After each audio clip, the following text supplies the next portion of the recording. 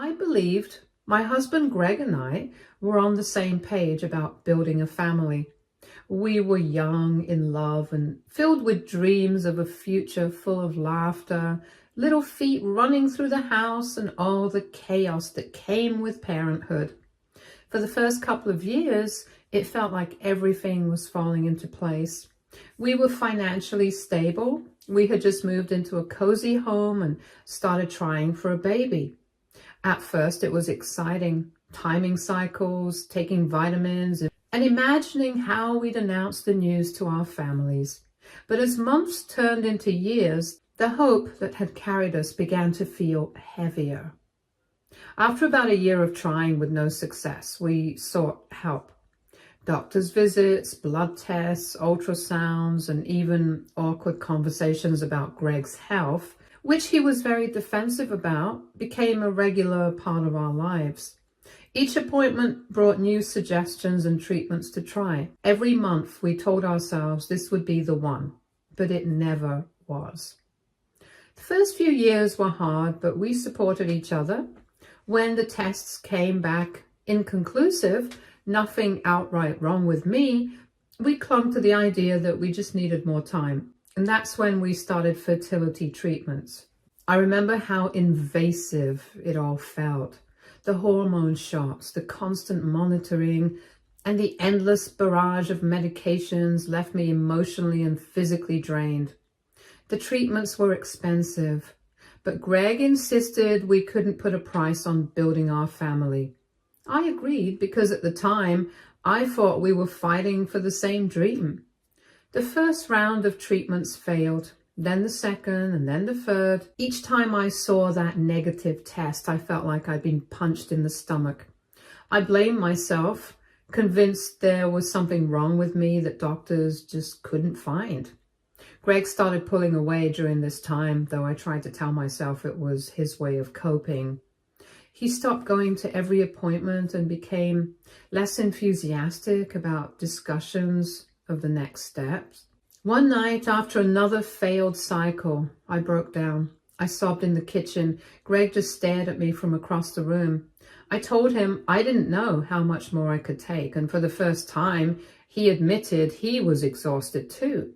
He said he was tired of living life on a schedule, of hoping for something that felt impossible, and of watching me torture myself emotionally and physically for a dream that seemed out of reach. His words hurt, but I understood. I told him I was willing to take a break from the treatments if that's what we needed. I still wanted a baby, but I didn't want to lose my marriage in the process. But Greg's idea of a break was different from mine. A few weeks later, he sat me down and said he couldn't do it anymore. He didn't just want a break from treatments. He wanted a break from me, from us. He said he was tired of fighting what he called a war we'd always lose. He filed for divorce within the month. I was blindsided. We had spent nearly a decade together, and I thought we were in this as a team. How could he just walk away from everything we'd built, from the life we'd envisioned together? He told me it wasn't just the treatments, it was everything. He said he felt like we were living in a loop of disappointment and that he couldn't see a way out. Looking back, I think he was looking for a scapegoat.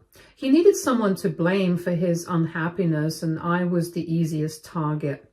In his mind, I was the one who couldn't give him what he wanted, even though the doctors had never definitively said the issue was mine. The divorce was brutal, not just because of the emotional pain, but also because of the practicalities. We had spent tens of thousands of dollars on fertility treatments, and he made it clear that he felt it was a waste.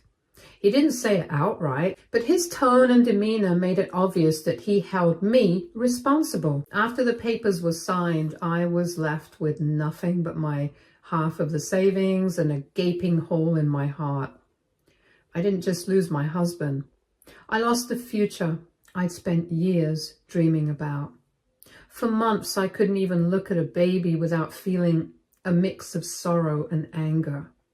But as the months passed, I realized I didn't miss Greg as much as I thought I would. The man I had married was kind, patient, and supportive, but the man I divorced was bitter and detached. I missed the version of him that no longer existed, and that realization helped me start to move on. But the first year after the divorce was a whirlwind of emotions. I felt shattered, like I had failed, not just Greg, but myself. The constant cycle of hope and disappointment from our fertility treatments had left scars I wasn't sure would ever heal. I poured myself into my career, taking on new challenges and reconnecting with passions I had put aside during my marriage. My friends who had been sidelined during my years of obsessing over fertility were quick to welcome me back into their lives. They became my lifeline, reminding me that I was more than the label of infertile woman that I had worn like a badge of shame for so long. Around 8 months after the divorce was finalized, I met someone new, Evan. He wasn't the kind of man I usually went for. When Greg had been intense and driven, Evan was calm, kind, and steady. He didn't have a big flashy career or a meticulously laid out 5-year plan. Instead, he had a quiet confidence and a genuine interest in getting to know me for who I was. At first, I was hesitant to let him in. My past with Greg had left me wary of relationships, especially ones that might lead to marriage or, heaven forbid, another round of the emotional roller coaster that was trying to start a family. But Evan was patient. He didn't push me to open up or rush into anything. Slowly, I found myself letting my guard down. Evan and I started spending more time together, dinners at cozy little restaurants, weekend hikes, and quiet nights watching movies on his couch. He made me laugh in a way I hadn't in years, and his gentle encouragement helped me see that I was still capable of love and being loved. About 4 months into our relationship, something unexpected happened. I began feeling unwell, nausea, fatigue, and a strange aversion to my morning coffee. At first, I thought it was just stress or maybe the flu.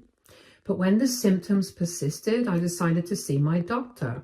Sitting in the sterile exam room, I told the doctor about my symptoms, half expecting her to chalk it up to a virus or dietary changes. Instead, she suggested a pregnancy test. I laughed nervously and told her that was impossible. After years of failed fertility treatments, I had accepted that pregnancy wasn't in the cards for me. But the test came back positive.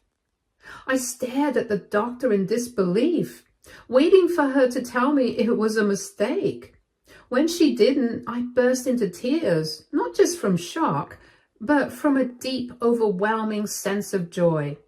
After everything I had been through, I was finally going to have the baby I had dreamed of for so long. Evan was just as stunned as I was when I told him the news. He wrapped me in his arms, a big grin spreading across his face, and told me that this was the best surprise he could have ever imagined.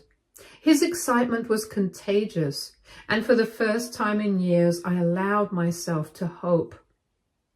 A follow-up appointment with my doctor confirmed the pregnancy was healthy and progressing normally. It was during that visit that I asked a question that had been nagging at me since the positive test result. How was this possible when years of fertility treatments with Greg had failed?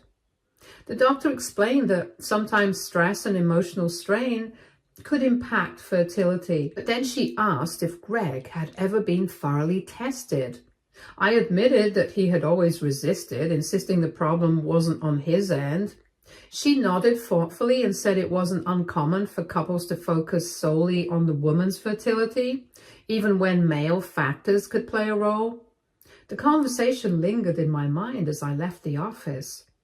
Could it be that Greg was the one with fertility issues all along? The possibility made my stomach churn. During our marriage, he had been so quick to blame me, so certain that I was the one at fault. I had spent years feeling broken because of his words, only to discover now that the problem might never have been mine. Still, I chose to focus on the present. Evan and I threw ourselves into preparing for the baby, turning his spare room into a nursery and poring over parenting books together. My parents and close friends were over the moon when I shared the news, and their joy only added to my own. I had discussed with Evan that regardless of how new our relationship was, I was determined to go through with this pregnancy. He wouldn't have to take any responsibility in the future if he decided to leave now. But if he wanted to be with me, or the baby, or the both of us, he could be open with his feelings. After waiting for so long, this pregnancy was a miracle to me.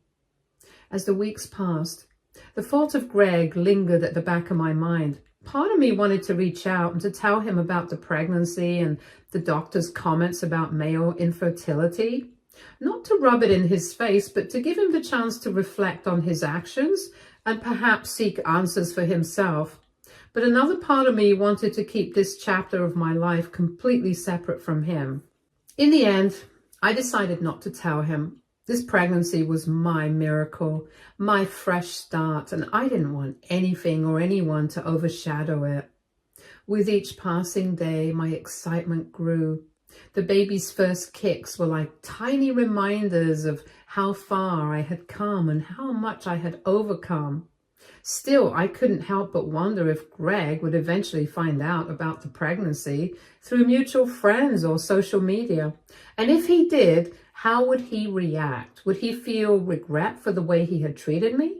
Or would he remain the same arrogant, self-centered man who had walked away when things got tough?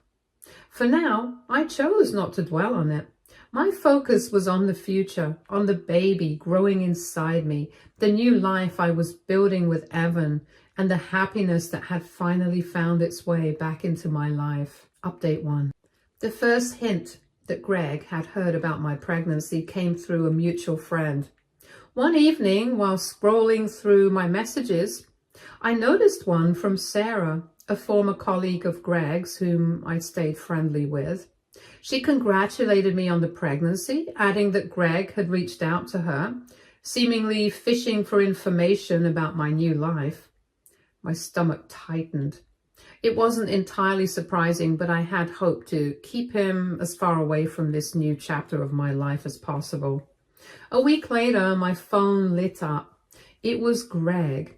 I answered out of curiosity. His tone was sharp, almost accusatory, as he asked if the rumors were true. Was I really pregnant? I told him calmly that I didn't see how it was any of his business. But yes, I was expecting. There was a long pause, and then he erupted, accusing me of lying during our marriage.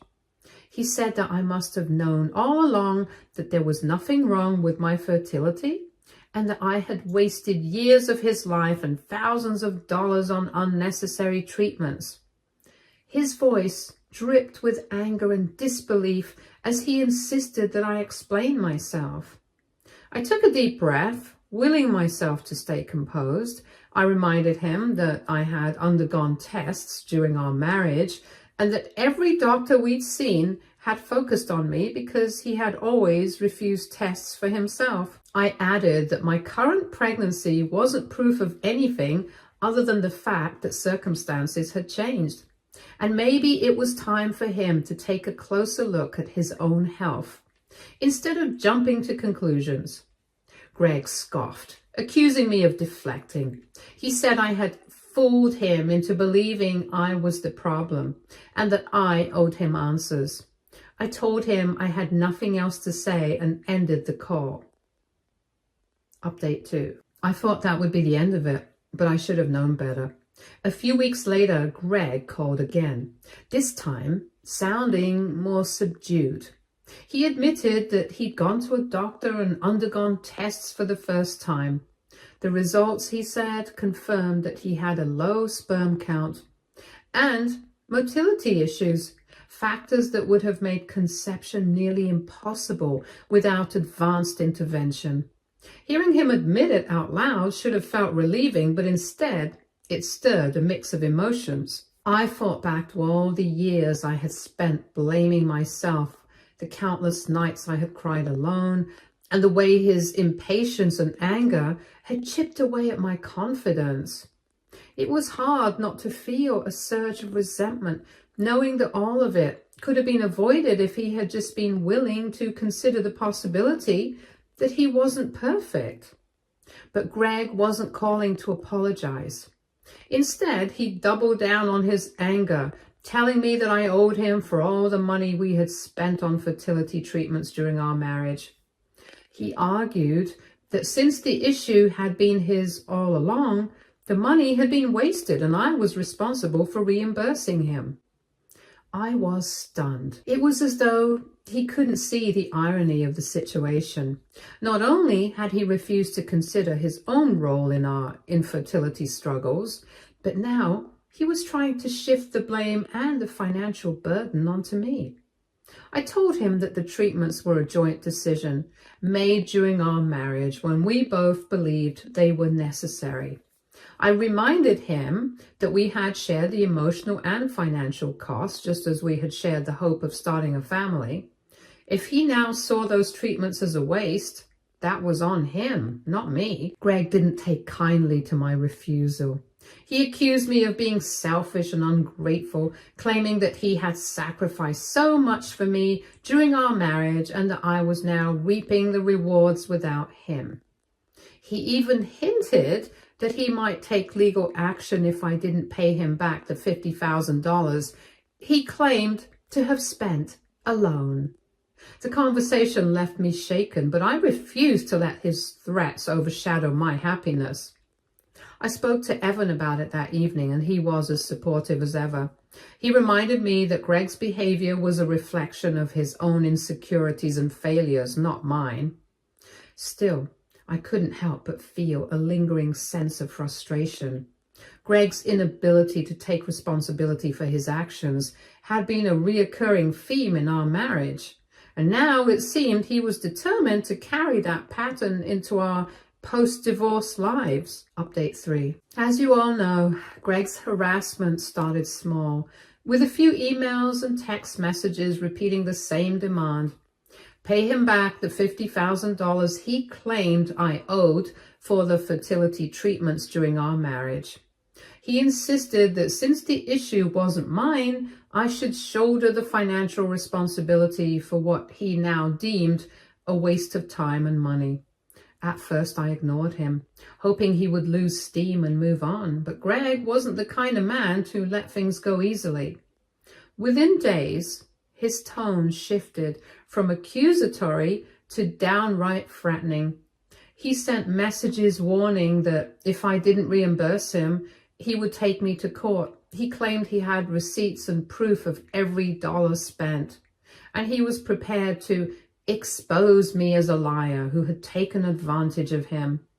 The threats rattled me more than I wanted to admit, even though I knew his claims were baseless. The idea of a legal battle while preparing for a baby felt overwhelming. I needed clarity and protection, so I reached out to my lawyer, Helen, for advice. Helen listened patiently as I explained the situation, her calm demeanor a stark contrast to my growing anxiety. She reassured me that Greg didn't have a leg to stand on. Fertility treatments, she explained, were a shared marital expense. It didn't matter who was ultimately responsible for the infertility. The decisions we made as a couple during our marriage were just that, joint decisions. Helen also pointed out that Greg's threats bordered on harassment. She advised me to start documenting everything, every text, email, voicemail, and social media message he sent. If he continued to escalate, she said, we could consider sending a formal cease and desist letter. Her words were a relief, but they also reignited a sense of anger. For years, I had allowed Greg to control the narrative of our relationship, to make me feel small and responsible for every problem we faced. This time, I wasn't going to let him bully me into submission. The next time Greg emailed me, attaching screenshots of receipts from clinics and doctors, I forwarded it straight to Helen. She drafted a firm response reminding him that I was under no obligation to reimburse him for shared marital expenses and warning him to cease contact immediately unless it was through legal channels. Greg, of course, didn't take the warning well. His emails became more erratic, accusing me of manipulating the system and threatening to ruin me if I didn't comply. He even hinted that he might show up at my house to discuss things in person, which sent a chill down my spine. I talked to Evan about everything that was happening, and his support was unwavering. He told me that Greg's behavior was nothing more than the tantrum of a man who couldn't accept his own failures. Evan also suggested that we invest in a home security system, just in case Greg decided to make good on his threat to show up unannounced. With Helen's help, I filed a police report to document the harassment. While it didn't lead to immediate action, having an official record of Greg's behavior gave me a sense of security. I also blocked his number and set up filters on my email to ensure his messages went straight to a folder I rarely checked. Despite all this, Greg found new ways to escalate. He started contacting mutual friends and even some of my family members, spinning a sob story about how I had cheated him out of tens of thousands of dollars. He painted himself as the victim of a conniving ex-wife who had deliberately lied about her fertility to milk him for money. It was infuriating to hear about the lies he was spreading, but I reminded myself that the people who mattered, the ones who truly knew me, wouldn't believe his nonsense. And sure enough, many of the friends he tried to rope in reached out to me directly, offering their support and expressing disbelief at Greg's antics.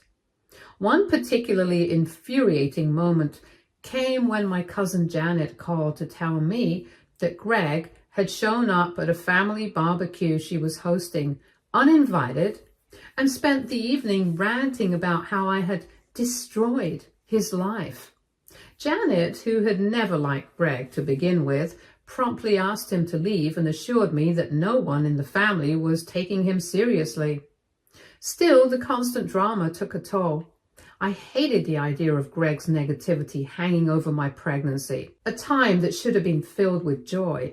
Evan reminded me to focus on the positive, to remember that Greg's desperation was a sign that I had taken back control of my life.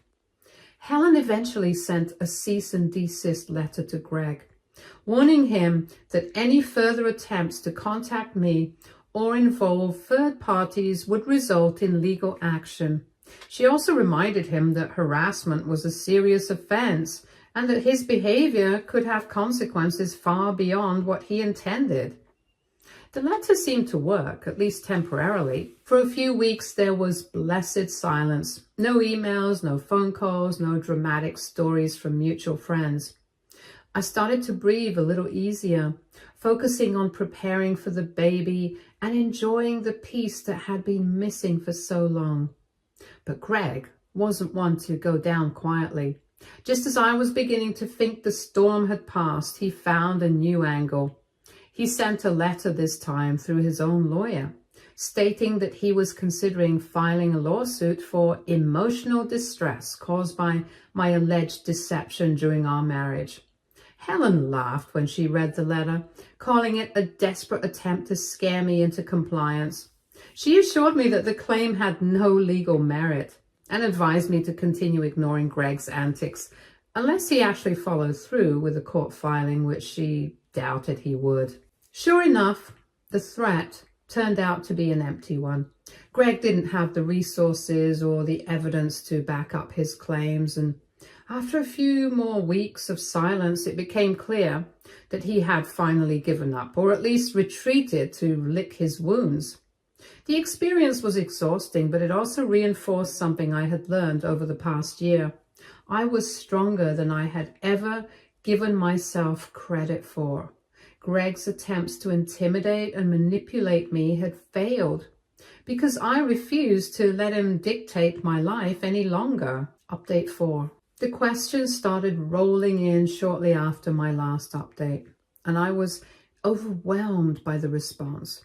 Many of you were curious about the logistics of what had happened since the divorce, especially concerning the house I had lived in with Greg. Some of you asked who got the house after the split. Others were wondering where Evan and I were now staying. To clear that up first, the house I had lived in with Greg wasn't actually ours to claim. It belonged to his mother, my former mother-in-law. Greg and I had lived there as part of a long-standing arrangement where his mother allowed us to stay in the house without paying rent as long as we kept up with maintenance and treated it like our own. It was never officially in either of our names. When Greg and I split, it didn't exactly go to either of us. Greg tried to claim the house as his own in the aftermath, but he was technically a tenant, not the owner. His mother, understandably, wanted to avoid the drama and simply sold the place off. It wasn't something I fought for, mostly because I knew I had no legal right to it, and emotionally I was ready to walk away from everything that reminded me of my failed marriage. As for where Evan and I are living now, we're staying in Evan's house. It's a cozy place in a quiet neighborhood, and it feels like a fresh start in every sense. Evan had been living there for a while before we met, and it's actually one of the reasons I felt so comfortable and safe moving in with him so quickly. He wasn't just offering me a place to stay. He was offering me the security and stability I had craved for so long. Many of you were curious about how Greg knew where I was living now, especially given that I had gone to great lengths to block his contact. Well, it turns out that mutual friends and family had shared that information with him. It's not like I was broadcasting my new address, but a few people who didn't see Greg's actions as unreasonable, decided to pass that info along. It wasn't a huge surprise, but it still irked me to know that my privacy had been invaded by people who should have known better. One of the most unexpected parts of this whole ordeal came when my father reached out to me. We hadn't talked much in the years before the divorce, and after everything that happened with Greg, I had expected him to be a source of comfort. But when he found out about Evan and me, he started voicing concerns. Dad wasn't one for subtlety. He came straight out and asked if I was sure about this relationship with Evan, especially with the pregnancy and everything that had happened with Greg. He told me he didn't want me rushing into something just because I was desperate for a family. I understood the concern, but at that moment I wasn't about to let his worries influence my decisions. I told him I wasn't desperate for a family. I was building one, a healthy, supportive family with Evan, who cared for me in a way Greg never had. I wasn't rushing. I was embracing the new chapter in my life, and I was finally doing it on my terms. I reassured him that I knew what I was doing. I wasn't trying to fill any void with Evan. This wasn't about desperation. It was about real love and real support. I could feel the worry in his tone, but I also knew that I had to stand firm. This was my life, and I wasn't letting anyone dictate my choices anymore. Dad didn't respond immediately. After a long pause, he told me that he just didn't want me to end up hurt again. He added that he didn't trust people like Evan, not right off the bat. I knew where he was coming from. He had seen the way Greg treated me, and he had witnessed the emotional roller coaster of our marriage, but I wasn't about to let that cloud my judgment about Evan. I told him that I appreciated his concern, but that I had to live my own life. I had learned from the past, and I wasn't about to make the same mistakes again. My dad didn't say much after that, but I could tell he wasn't fully convinced. He still had his doubts, and I knew it would take time for him to come around, but I also knew that this was my life, and I had to live it on my terms, not his. My mother, on the other hand, was a little more understanding. She had been a rock for me during the divorce, and she knew just how hard the years with Greg had been. When I told her about Evan, she was happy for me, but still voiced some concern about the timing of everything. She told me that she just didn't want me to get too overwhelmed with everything at once. A pregnancy, a new relationship, it was a lot, especially so soon after everything with Greg. I could see where she was coming from. The timing wasn't ideal, but I wasn't overwhelmed. I was excited. I told her that I wasn't rushing into anything. I had thought long and hard about this decision. I wasn't doing this alone. Evan was there for me, and we were in this together. I told her we had discussed it beforehand. She didn't push the issue further, though I could tell she was still cautious. It was just her way of looking out for me, as always. I didn't mind. It meant she cared. Despite the concern from both my father and my mother, I couldn't help but feel like I was on the right path. Yes, everything had changed in the blink of an eye, and yes, the circumstances were far from ideal, but this was my new beginning.